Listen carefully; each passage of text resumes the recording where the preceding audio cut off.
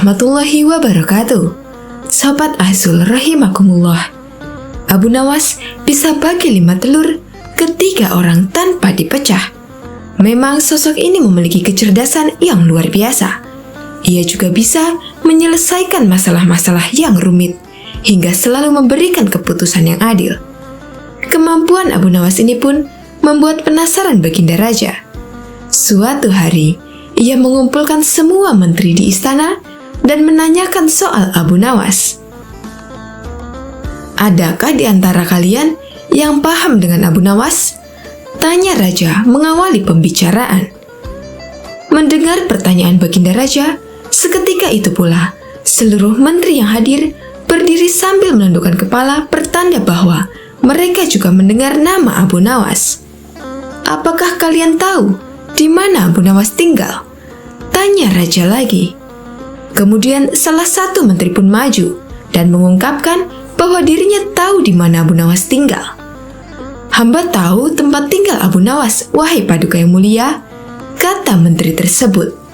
Saat itu juga, rasa penasaran Baginda Raja ingin mengetahui sosok Abu Nawas kian membesar.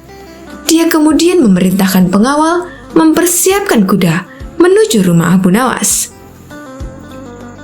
Rombongan Raja berangkat dan membuat heboh para tetangga di sekitar rumah Abu Nawas. Sementara Abu Nawas sendiri masih terlihat santai di dalam rumahnya dengan handuk masih melilit karena mau mandi.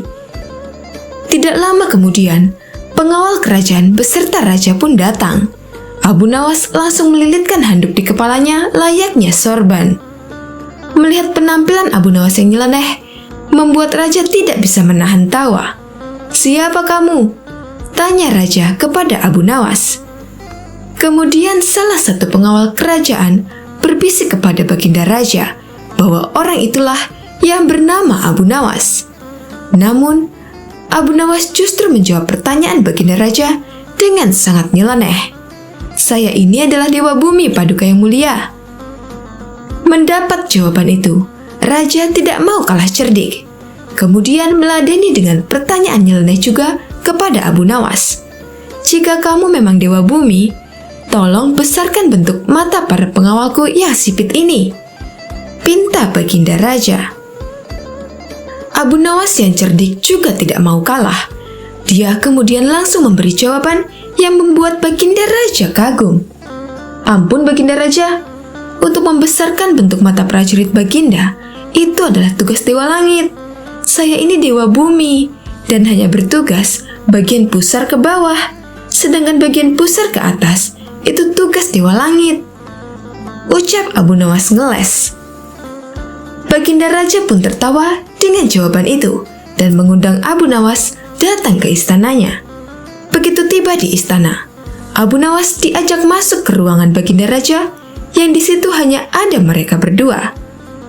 Tidak lama kemudian, datang istri Baginda Raja atau Permaisuri membawa 5 butir telur. Saat itu juga terlintas di pikiran Baginda Raja untuk memberikan pertanyaan sulit kepada Abu Nawas. "Hai Abu Nawas, tolong bagi 5 butir telur ini kepada 3 orang, secara adil tanpa dipecah," tantang Baginda Raja. Tentu saja permintaan itu membuat Abu Nawas harus berpikir keras. Namun, karena dia sangat cerdas, perintah itu pun langsung dijalankan Abu Nawas. 1 telur untuk Baginda, karena Baginda Raja sudah memiliki 2 telur.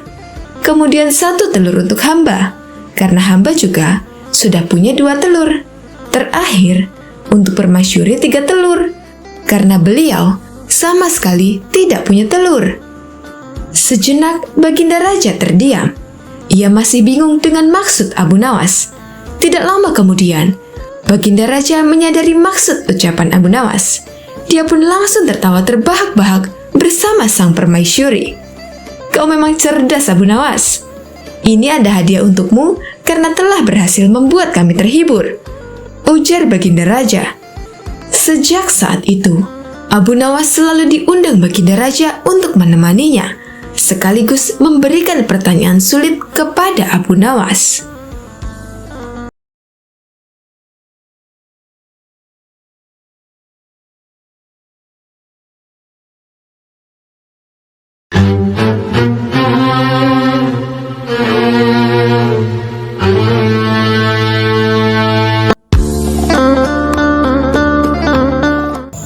Sobat Azul rahimakumullah.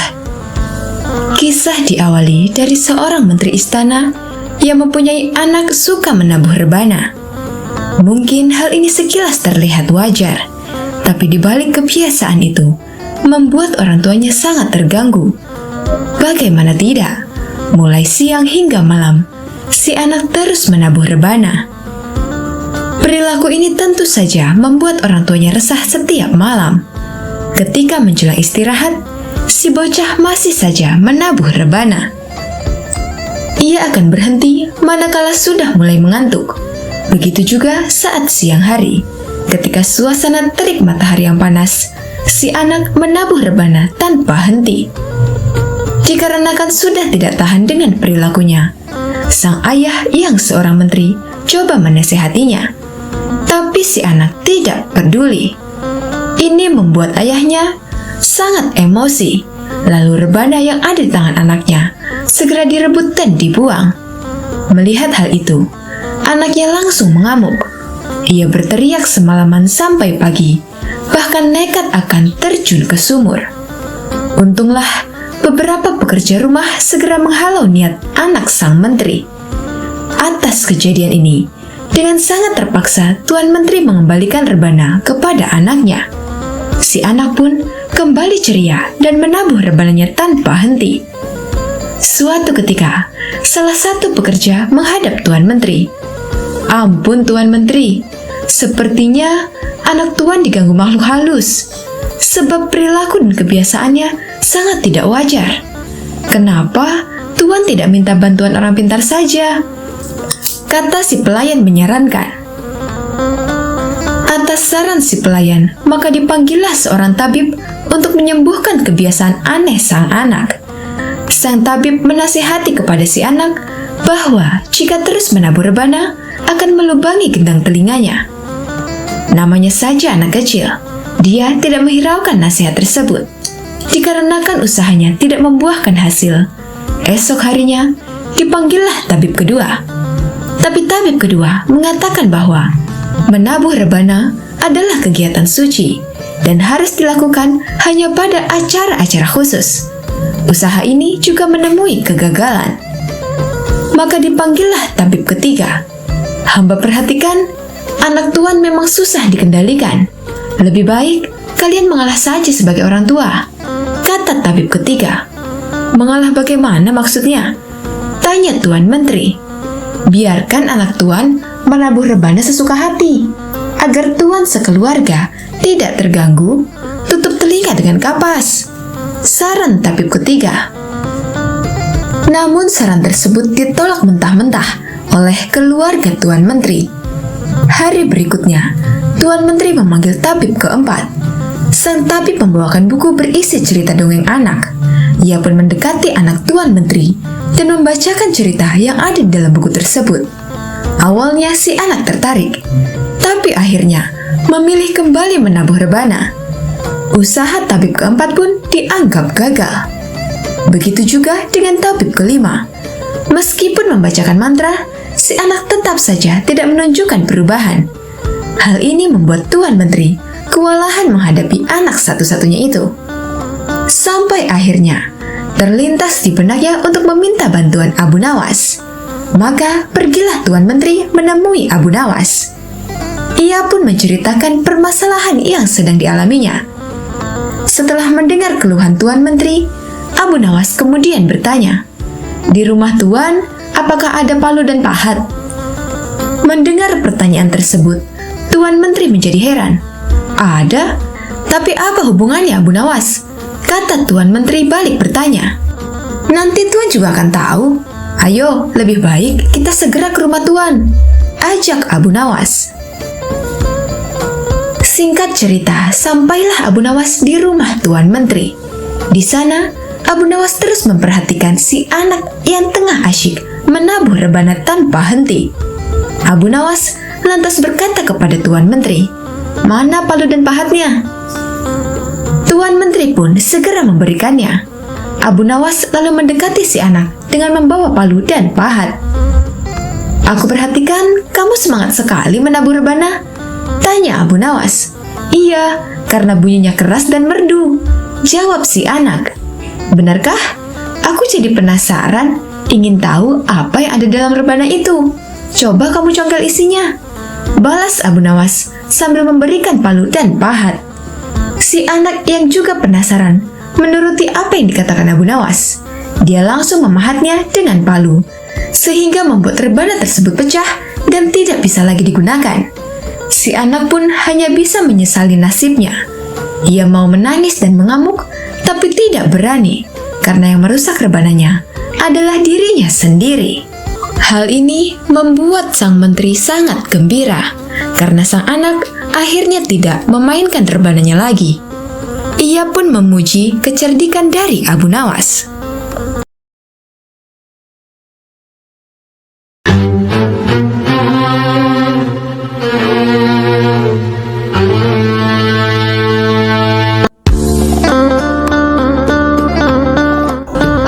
Diperintah oleh Baginda Raja untuk menjahit lumpang batu yang pecah.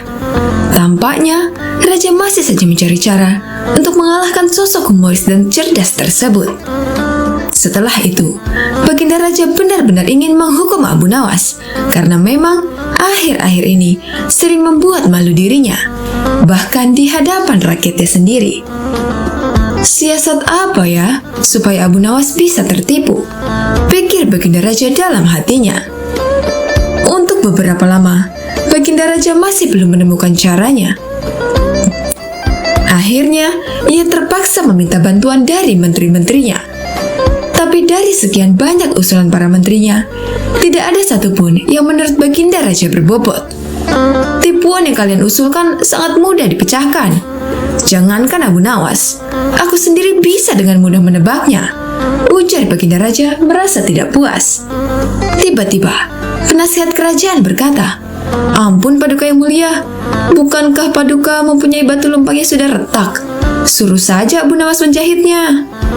Mendengar hal itu, Baginda Raja langsung kegirangan. "Usulanmu bagus, aku setuju dengan idemu. Cepat panggil Abu Nawas kemari," kata Baginda Raja. Singkat cerita, datanglah Abu Nawas menghadap Baginda Raja. "Ampun beribu ampun Paduka yang mulia, ada gerangan apa Paduka memanggil hamba?" tanya Abu Nawas. "Aku ada tugas baru untukmu," ujar Baginda Raja. "Tugas apakah itu wahai Paduka yang mulia?" tanya Abu Nawas lagi. "Aku punya lumpang yang terbuat dari batu, tapi sayangnya retak dan terbelah menjadi dua. Aku ingin kau menjahit lumpang itu agar menyatu lagi," tutur Baginda Raja. Tubuh Abu Nawas mendadak berkeringat mendengar perintah tersebut. Wajahnya langsung berubah menjadi pucat. "Jebakan apa lagi ini? Mana ada batu bisa dijahit?" gerutu Abu Nawas dalam hatinya. Abu Nawas, kenapa kamu malah bengong? Aku kasih waktu sehari. Kalau kau tidak bisa, maka akan mendapat hukuman," gertak Baginda Raja. "Sekarang kau pulang dan bawa lempang batu yang retak ini," perintah Baginda Raja. Setelah itu, Abu Nawas pamit kembali pulang. Setibanya di rumah, dia langsung pergi mengumpulkan batu-batu kecil yang serupa dengan lumpang batu tersebut. Keesokan harinya, Abu Nawas pergi menuju istana dengan membawa batu-batu kecil dan lumpang batu milik Baginda.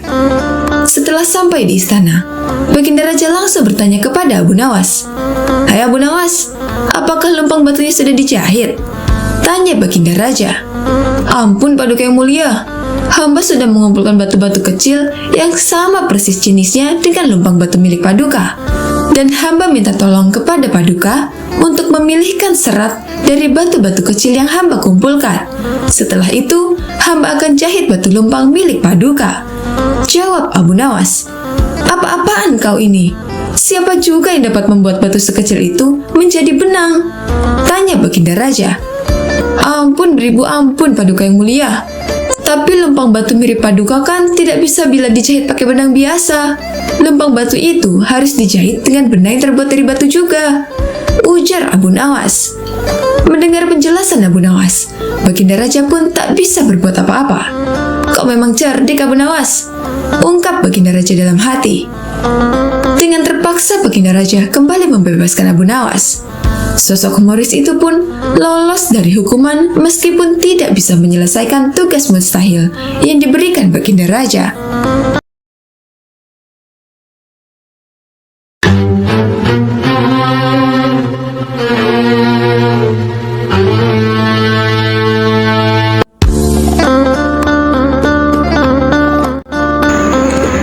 Abu Nawas mendengar bahwa di negeri seberang ada sebuah kerajaan yang aman, adil, makmur, dan sentosa karena dipimpin raja yang bijaksana. Sang raja sudah memimpin sejak usia muda hingga sekarang di masa tua, belum pernah digantikan oleh siapapun, dan rakyatnya tidak pernah keberatan karena raja memerintah dengan sangat adil. Suatu hari, raja merasa jenuh. Ia ingin istirahat menjadi raja selama setahun. Namun uniknya, tidak menyerahkan posisi raja kepada anak keturunannya, tetapi malah mengadakan sayembara untuk mencari sosok yang pantas menjadi raja. Disebarlah pengumuman ke seluruh negeri. Siapapun boleh menjadi raja, mulai rakyat jelata sampai kaum bangsawan. Tetapi ada dua syarat yang harus dijalani. Syarat pertama, dia akan dijadikan raja selama setahun. Syarat kedua, setelah menjadi raja selama setahun, maka harus diasingkan di sebuah hutan belantara yang dihuni oleh ribuan hewan buas. Syarat pertama tentu saja bukan masalah besar, justru merupakan suatu keberuntungan. Namun syarat kedua membuat orang-orang yang berhasrat menjadi raja akan berpikir dua kali, karena semua orang tahu seperti apa hutan belantara yang penuh binatang buas. Karena itulah sayembara tersebut belum ada yang berani mengajukan diri sebagai raja. Akhirnya datang seorang pemuda yang menyatakan kesanggupannya menjadi raja dan menerima dua syarat tersebut. Pemuda ini sebenarnya adalah pemuda biasa yang ingin merasakan bagaimana nikmatnya menjadi raja, karena selama ini ia hidup sangat pas-pasan. Diangkatlah dia menjadi raja, dan mulai saat itu mendapat pelayanan layaknya seorang raja. Harta berlimpah, wanita cantik, makan dan minuman enak, serta fasilitas istimewa lainnya. Tetapi sayang, ternyata ketakutannya akan kematian membuatnya tidak bisa menikmati semua itu. 3 bulan pertama, dia mulai gelisah karena umurnya tinggal 9 bulan lagi. 3 bulan kedua, ia makin tidak tenang makan dan tidak tidur nyenyak. 3 bulan ketiga, dia mulai menyesali keputusannya menjadi raja. 3 bulan terakhir, si pemuda makin stres berat karena hidupnya tinggal beberapa bulan dan kesenangan yang dicari selama ini tidak bisa dirasakan. Ketika masa jabatannya sebagai raja sudah berakhir, lalu dibuanglah dia ke hutan belantara. Tidak butuh waktu lama, terdengar kabar ke seluruh negeri jika pemuda itu tewas dimakan binatang buas. Adanya peristiwa tersebut membuat orang-orang kian enggan melamar menjadi raja. Tapi ternyata masih saja ada pemuda lain yang ingin melamar menjadi raja. Diangkatlah pemuda kedua ini menjadi raja. 3 bulan pertama menjadi raja, ia puas-puaskan berpesta karena sadar hidupnya tidak akan lama lagi. 3 bulan kedua dan berikutnya, hari-harinya ia habiskan dengan foya-foya dan pesta pora. Bulan berganti bulan, pestanya makin gila-gilaan. Ia sudah tidak peduli lagi pada apapun. Dia hanya ingin bersenang-senang sebelum mati setelah jabatannya sebagai raja berakhir. Lalu dibuanglah dia ke hutan belantara. Tak berapa lama, terdengar kabar bahwa si pemuda kedua tewas diterkam singa. Tubuhnya dicabik-cabik dan jadi rebutan para singa. Peristiwa ini membuat banyak orang melupakan mimpi menjadi raja. Mereka masih penasaran apakah masih ada orang yang cukup bodoh untuk melamar menjadi raja. Suatu hari, Abu Nawas mampir mampir ke negeri tersebut dengan tujuan menemui sahabat lamanya yang kebetulan merupakan penduduk di sana. Sesampainya di negeri itu, dengan penuh kehangatan, Abu Nawas disambut temannya. Mereka berdua saling melepas rindu satu sama lain. Di sela-sela obrolannya, Abu Nawas merasa iba dengan kondisi sahabatnya itu. Ia kini hidup miskin, tinggal di gubuk kecil reot, hanya seorang diri. "Mana istrimu?" tanya Abu Nawas. "Semenjak aku jatuh miskin, ia pergi meninggalkanku," jawab sang sahabat. "Ya sudah, ya sabar ya. Yang penting kamu jangan tinggalkan sholat. Dan jangan lupa berdoa kepada Allah agar Allah membukakan pintu rezeki untukmu," tutur Abu Nawas. "Alhamdulillah, aku tidak pernah tinggalkan sholat. Bahkan, aku sekarang rajin berpuasa sunnah," balas sahabatnya. "Oh iya, ngomong-ngomong, mana nih makanannya? Dari tadi kenapa belum keluar?" celetuk Abu Nawas. "Maaf Abu Nawas, aku sudah tidak punya apa-apa. Aku sendiri kadang sehari makan, kadang tidak," ujar sahabatnya. Mendengar hal itu, membuat hati Abu Nawas makin tersenyum. "Kenapa tidak mencari kerja? Upahnya kan bisa untuk membeli makanan," tanya Abu Nawas. "Setiap hari aku keluar untuk cari pekerjaan, tapi belum juga dapat. Mungkin belum rezekiku," jawab sang sahabat. "Kalau mau nekat sih sebenarnya aku bisa. Bahkan aku bisa menjadi raja dan kaya raya. Tapi itu hanya sementara. Setelah itu, aku mati diterkam binatang buas di hutan belantara," kata sahabatnya melanjutkan. "Maksudmu bagaimana?" tanya Abu Nawas heran. Kemudian sahabatnya itu memberitahu tentang sayembara yang diadakan rajanya. Mendengar sayembara tersebut, Abu Nawas terdiam sejenak. Tiba-tiba terlintas di benak Abu Nawas sebuah ide yang cemerlang. "Kamu ingin hidup kaya? Aku akan membantumu. Sekarang juga antarkan aku ke hadapan rajamu. Aku mau mendaftar menjadi raja," ucap Abu Nawas. "Kamu gila ya? Jangan Abu Nawas, itu sama saja bunuh diri," cegah sahabatnya.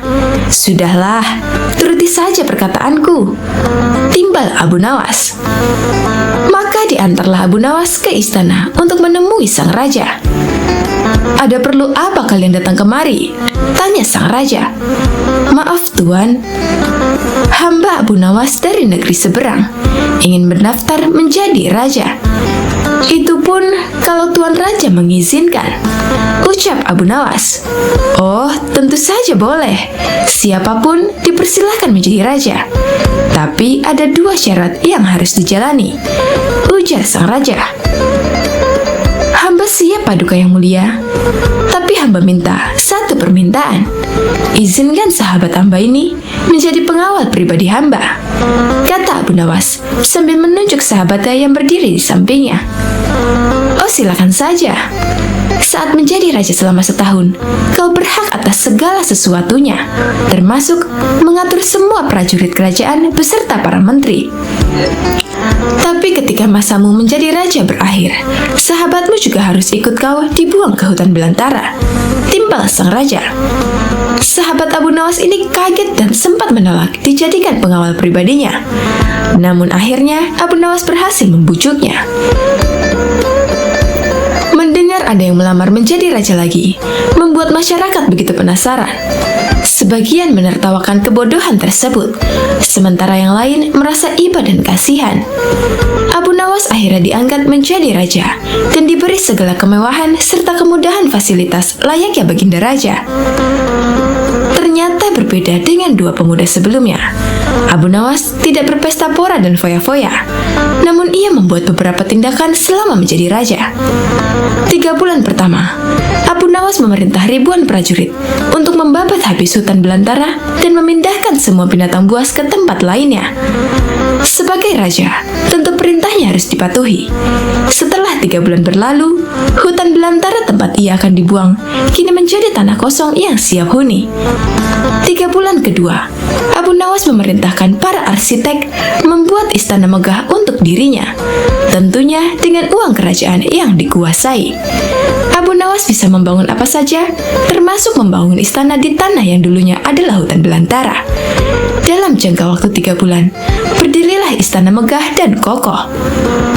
3 bulan ketiga, Abu Nawas memerintahkan para prajurit membawakan harta dan perabotan dikirim ke istana yang baru saja dibangun. 3 bulan terakhir, Abu Nawas menawarkan kepada masyarakat siapa saja yang mau pindah di wilayah istananya akan dibuatkan rumah dan diberi modal uang untuk berdagang. Kesempatan tersebut tidak disia-siakan oleh warga. Ratusan orang mendaftarkan diri untuk pindah ke sekitaran istana Abu Nawas. Selama 3 bulan terakhir, tempat yang tadinya hutan belantara kini berubah menjadi pemukiman penduduk. Bahkan, di sana Abu Nawas mempunyai istana dengan dipenuhi harta kekayaan. Akhirnya habislah masa jabatan Abu Nawas sebagai raja. Sesuai perjanjian, Abu Nawas dan sahabatnya dibuang ke hutan belantara yang kini sudah menjadi pemukiman penduduk. Sesampainya di sana, Abu Nawas dan sahabatnya memasuki istana barunya. Ini semua untukmu. Kau sekarang sudah menjadi orang kaya raya. Tapi jangan lupa bersedekah, tutur Abu Nawas. Sahabatnya itu terkejut bukan main. Ia langsung merangkul Abu Nawas dan mengucapkan terima kasih. Akhirnya Abu Nawas pun pamit pulang kembali ke negerinya. Wallahu a'lam bishawab.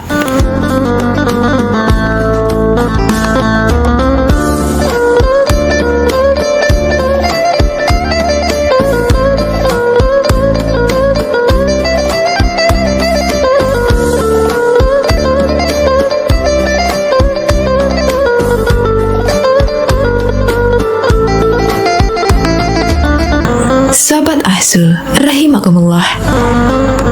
Abu Nawas adalah salah seorang penyair terbesar sastra Arab klasik. Abu Nawas sering dikisahkan sebagai sosok yang bijaksana sekaligus jenaka. Saat ini kita telah banyak mendengar tentang kisah-kisah Abu Nawas yang begitu menarik, jenaka, dan penuh hikmah.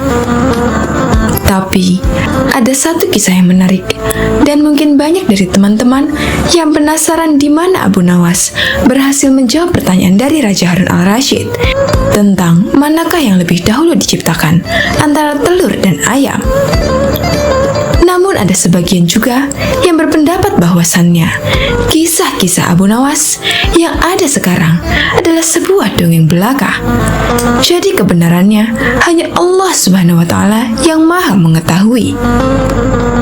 Untuk itu, kisah ini cukup dijadikan sebagai pengetahuan dan diambil hikmahnya saja.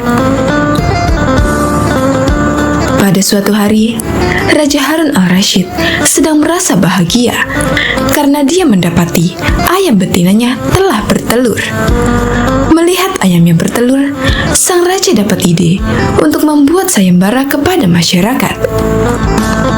Lalu sang raja pun mengumpulkan orang-orang atau rakyatnya itu di sebuah lapangan yang luas. Kemudian sang raja berkata, "Wahai rakyatku, siapakah di antara kalian yang dapat menjawab pertanyaanku? Manakah yang lebih dulu diciptakan antara ayam dan telur?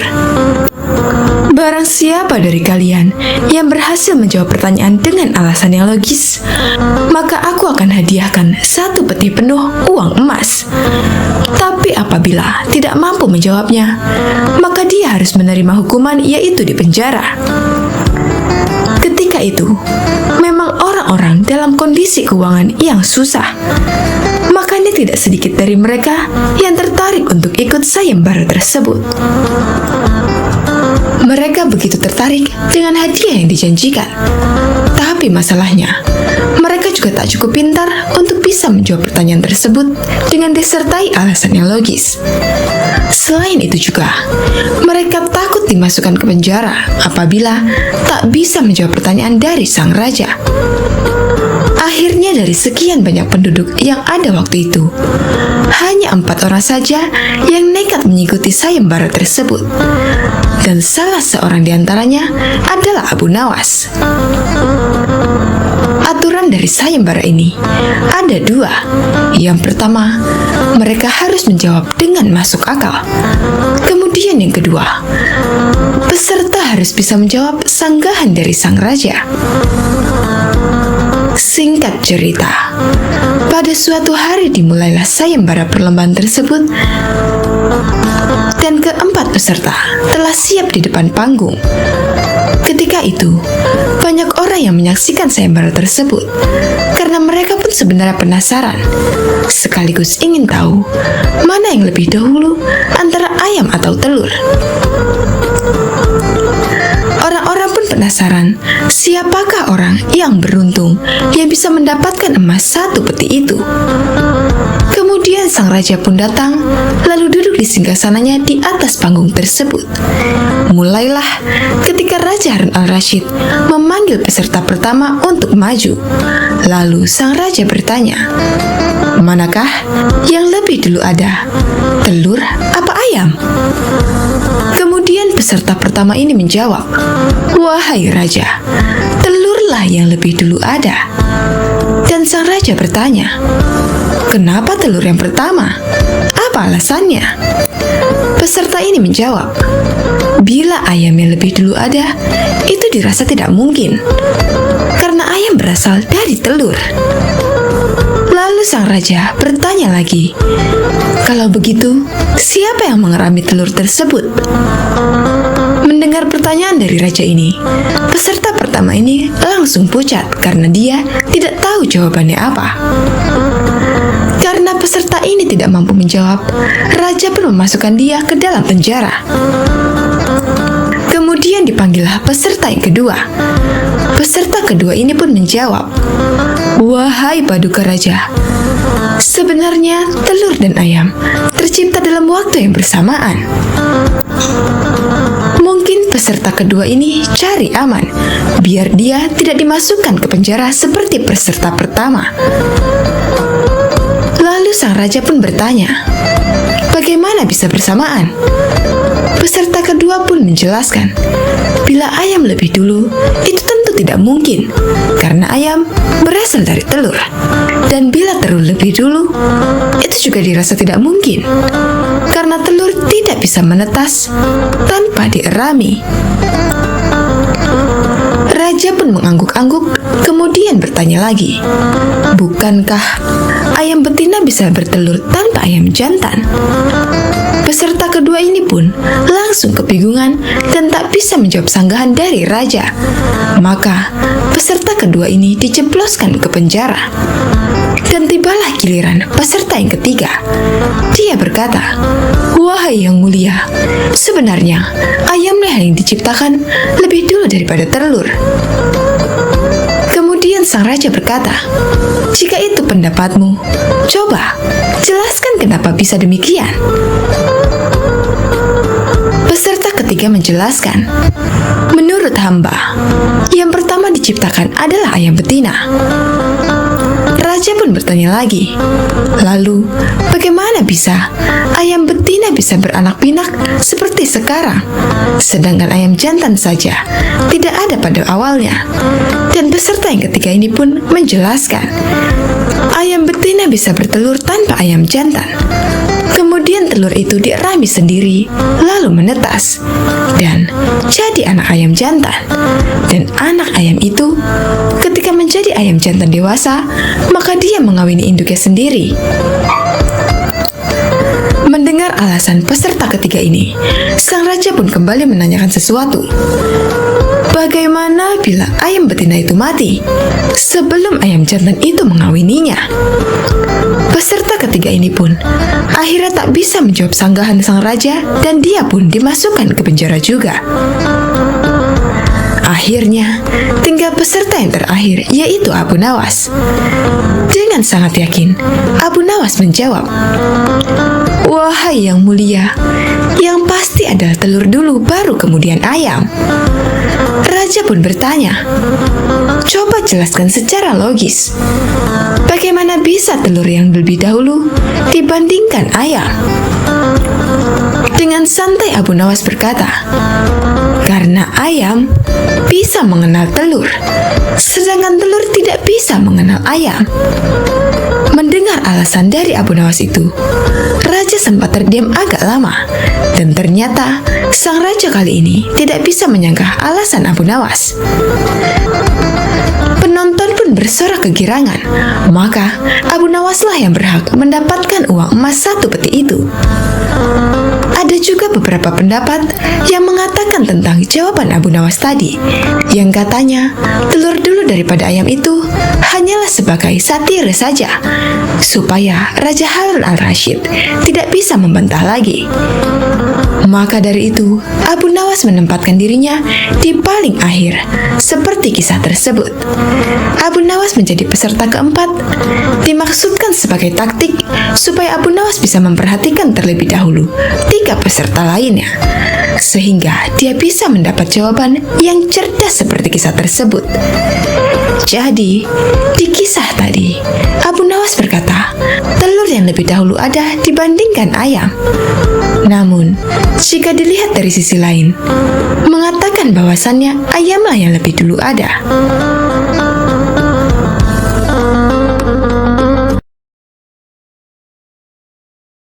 Sobat Azul, rahimakumullah. Suatu ketika, Abu Nawas tertunduk sedih saat mendengar perkataan istrinya.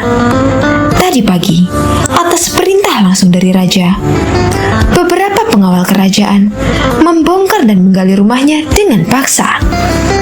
Istrinya memberitahukan Abu Nawas bahwa perintah untuk menggali rumahnya itu disebabkan karena raja bermimpi di bawah rumah Abu Nawas terdapat emas dan permata yang tak ternilai harganya.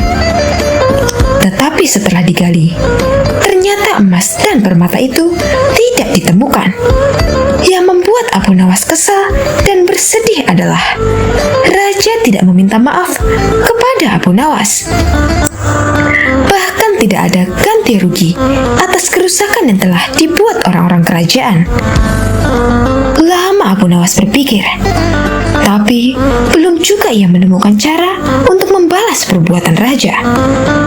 Makanan yang dihidangkan oleh istrinya tidak dimakan karena nafsu makannya telah hilang. Malam pun tiba, tetapi Abu Nawas tetap tidak beranjak dari tempatnya semula. Keesokan harinya, Abu Nawas melihat lalat-lalat mulai menyerbu makanan Abu Nawas yang sudah basi. Tiba-tiba, ia tersenyum gembira. Abu Nawas berkata kepada istrinya, "Tolong ambilkan kain penutup makananku dan sebatang besi." "Untuk apa?" tanya istrinya bingung. "Aku akan membalas perbuatan raja yang seenaknya merusak rumah kita," jawab Abu Nawas. Dengan wajah berseri-seri, Abu Nawas berangkat menuju istana. Tiba di istana, Abu Nawas memberi salam hormat dan berkata kepada raja, "Maaf raja, aku menemuimu untuk mengadukan perlakuan tamu-tamu yang tak diundang. Mereka memasuki rumahku tanpa izin dan berani memakan makananku." "Siapakah tamu-tamu yang tak diundang itu, wahai Abu Nawas?" tanya sang raja. "Lalat-lalat ini, raja," kata Abu Nawas sambil membuka penutup piringnya. "Kalau bukan kepadamu, kepada siapa lagi aku harus mengadukan ketidakadilan ini?" lanjut Abu Nawas. "Keadilan seperti apa yang kamu inginkan dariku?" tanya raja. "Aku hanya ingin mendapatkan izin tertulis dari raja untuk bisa menghukum lalat-lalat ini," jawab Abu Nawas. Meskipun terdengar aneh, tetapi raja tidak bisa menolak permintaan Abu Nawas karena saat itu para menteri sedang berkumpul di istana. Raja merasa malu jika menolak permintaan dari rakyatnya. Dengan terpaksa, raja akhirnya membuat surat izin yang isinya memperbolehkan Abu Nawas untuk memukul lalat-lalat itu dimanapun mereka hinggap. Tanpa menunda-nunda lagi, Abu Nawas segera mengusir lalat-lalat dari piringnya. Lalat-lalat itu terbang dan hinggap di sana di sini. Dengan tongkat besi yang sudah sejak tadi dibawanya dari rumah, Abu Nawas Nawas mulai mengejar dan memukul lalat-lalat itu. Seekor lalat hinggap di kaca. Abu Nawas pun memukul kaca itu hingga pecah. Begitupun dengan lalat-lalat lain yang menempel di vas bunga dan patung hias. Abu Nawas memukul tongkat besinya ke segala arah, sehingga sebagian perabotan istana pun menjadi hancur. Bahkan Abu Nawas nekat memukul lalat yang kebetulan hinggap di guci sang raja. Raja pun tidak bisa berbuat apa-apa, kecuali menyadari kesalahannya karena telah merusak rumah Abu Nawas dan keluarganya. Setelah merasa puas, Abu Nawas pun pamit pulang. Kini, barang-barang kesayangan raja telah hancur lebur. Bukan itu saja, raja juga merasa malu. Ia sadar betapa kelirunya berbuat semena-mena kepada Abu Nawas. Abu Nawas yang selalu lucu dan sering menghibur banyak orang itu ternyata bisa sangat marah kepada orang yang mengganggunya. Sementara itu, Abu Nawas pulang dengan perasaan lega. Ia sudah tidak sabar ingin bercerita kepada istrinya di rumah tentang apa yang baru saja ia lakukan di istana.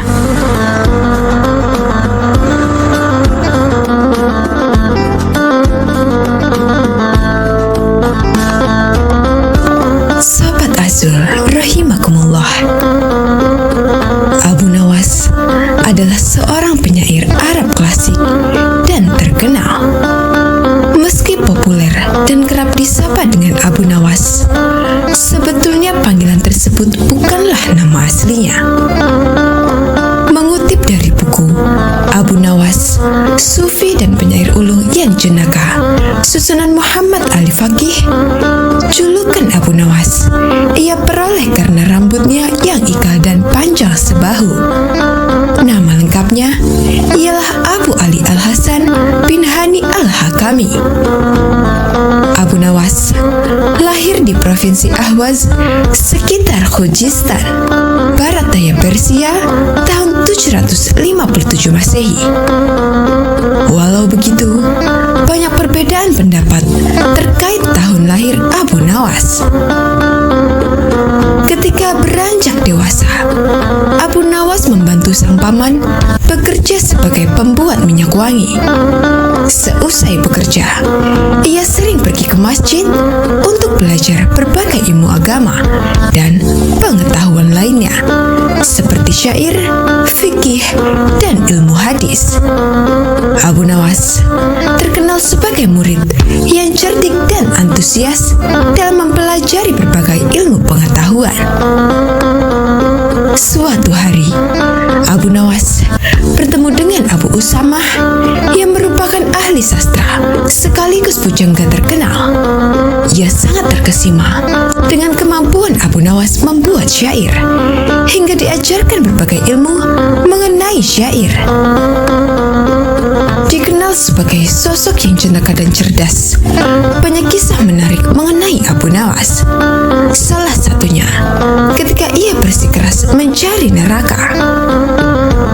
Hari masih terlalu pagi, bahkan azan subuh pun belum berkumandang. Tetapi Abu Nawas sudah terlihat sibuk mencari sesuatu di halaman rumahnya. Ada di mana sebenarnya? Gumam Abu Nawas sambil membawa lampu dan menggoyang-goyangkannya. Jika di sekitar rumah tidak ada, aku harus mencarinya kemana lagi? Lanjut Abu Nawas. Tak lama kemudian, terdengar azan subuh. Abu Nawas pun segera bergegas pergi ke masjid. Di sepanjang jalan, ia pun masih sempat memeriksa tempat-tempat yang tertutup. Hai Abu Nawas, kau sedang apa? Apakah kau kehilangan sesuatu? Tanya seseorang yang melihat gerak-gerik Abu Nawas yang sedang mencari-cari sesuatu. Namun, Abu Nawas tidak menjawab pertanyaan itu. Pikirannya terlalu sibuk sendiri. Selesai sholat subuh, Abu Nawas masih saja sibuk mencari. Kali ini ia mencari di sekitar masjid. Ia membuka semua kotak dan tong yang ada di sana. Penyair jenaka itu juga mencari di bawah jembatan, di balik semak, menyemak hingga di atas atap. Orang-orang merasa heran sekali dengan tingkah laku Abu Nawas. Sebenarnya, benda apa yang hilang sehingga ia bertingkah seperti itu? Bisik seseorang kepada yang lain. Siang harinya, Abu Nawas masih terlihat sibuk mencari kesana kemari. Meskipun matahari bersinar terik, Abu Nawas masih tetap membawa lampu minyak miliknya. Kali ini ia mencari ke sekitar rumah-rumah warga. Lagi-lagi, aksinya ini membuat para tetangganya merasa keheranan. "Hai Abu Nawas, apakah kau butuh bantuan?" tanya salah satu tetangga yang memperhatikan Abu Nawas sedari tadi. Namun Abu Nawas menolak tawaran tersebut. 2 hari berikutnya, Abu Nawas masih saja sibuk mencari sesuatu itu kemana-mana sambil membawa lampu minyak miliknya, baik malam ataupun siang hari. Hingga hari keempat, orang-orang sudah tidak sabar lagi dan sangat penasaran dengan apa yang sebenarnya dicari oleh Abu Nawas. Sehingga di antara mereka ada yang mendesak Abu Nawas sambil bertanya, "Hei, siang hari begini, buat apa membawa lampu minyak? Jadi sebenarnya apa yang kau cari?" "Aku sedang mencari neraka," jawab Abu Nawas. Sontak semua orang yang ada sekitar Abu Nawas dan mendengar jawabannya tertawa terbahak-bahak. "Dasar orang gila, ternyata Abu Nawas sudah gila," kata mereka. Setelah itu, mereka mulai bubar karena tidak mau berurusan dengan orang gila. Sesuai hukum yang ada di kota Baghdad, orang gila dilarang untuk berkeliaran. Mereka harus ditangkap dan dikurung. Beberapa warga Baghdad akhirnya melaporkan kelakuan Abu Nawas kepada prajurit kerajaan agar segera menangkap Abu Nawas. Abu Nawas pun ditangkap dan dibawa ke penjara istana. Hal ini membuat seluruh kota Baghdad pun geger. Mereka dibuat penasaran dengan tingkah dan kesalahan apa lagi yang dilakukan oleh Abu Nawas. Begitu mendengar Abu Nawas di penjara, Raja Harun memerintahkan agar Abu Nawas dipanggil dan bertemu dengannya. Berangkatlah pengawal Raja Harun untuk menjemput dan membawa Abu Nawas. Setelah sampai di sana, Raja Harun memerintahkan ikatan tangan Abu Nawas untuk dilepas. Beliau pun bertanya, "Kali ini, apalagi kesalahanmu, wahai Abu Nawas?" "Maaf, Baginda, saya tidak melakukan kesalahan sama sekali," jawab Abu Nawas. "Lantas, mengapa kamu membawa lampu di siang hari seperti orang gila?" tanya Raja Harun. "Saat itu, saya sedang sibuk mencari neraka, Baginda Raja." Raja dan seluruh menteri yang ada di ruangan itu tertegun mendengar jawabannya. "Kau gila, memang benar kau sudah gila," teriak Raja di depan Abu Nawas. "Tidak Raja, saya tidak gila. Merekalah yang gila. Mereka yang melaporkan, menangkap, serta yang menganggap saya gila," jawab polos Abu Nawas. Abu Nawas meminta Raja untuk mengumpulkan semua yang terlibat dalam penangkapannya. Raja Harun mengabulkan dan mendatangkan mereka. Setelah semua sudah berkumpul dengan jumlah yang cukup banyak, Abu Nawas bertanya dengan lantang, "Wahai kalian yang mengaku waras, apakah menurut kalian orang yang berbeda pandangan adalah orang yang berdosa dan sesat?" "Benar," jawab orang-orang. "Apa hukumnya bagi orang yang berdosa dan sesat?" "Kamu memang gila. Tentu saja hukumannya adalah neraka. Dan kamu adalah contoh orang yang sesat. Kamu pasti akan masuk neraka," jawab orang-orang itu. "Baiklah, menurut kalian, aku pasti akan masuk neraka, bukan? Lalu, di mana letak neraka itu? Milik siapakah neraka itu? Jika neraka itu milik Allah dan letaknya di akhirat, lantas mengapa mereka begitu mudah menentukan neraka bagi seseorang?" jawab Abu Nawas. Maaf Baginda, apakah mereka ini malaikat Allah? Jangan-jangan mereka semua yang gila, tanya Abu Nawas kepada raja. Raja langsung tertawa terbahak-bahak mendengar perkataan Abu Nawas. Setiap hari saya mendengar orang-orang dengan mudahnya mengatakan, kamu pasti masuk neraka. Maka saya jadi penasaran, apakah neraka itu ada di bumi ini? Ungkapan cerdas Abu Nawas kepada Raja Harun. Dari kisah ini dapat diambil hikmah bahwa tak sepantasnya kita dengan mudahnya menghakimi seseorang yang berdosa bahwa ia pasti masuk neraka. Sebab hidayah Allah tak ada yang tahu akan datang kepada siapa. Wallahu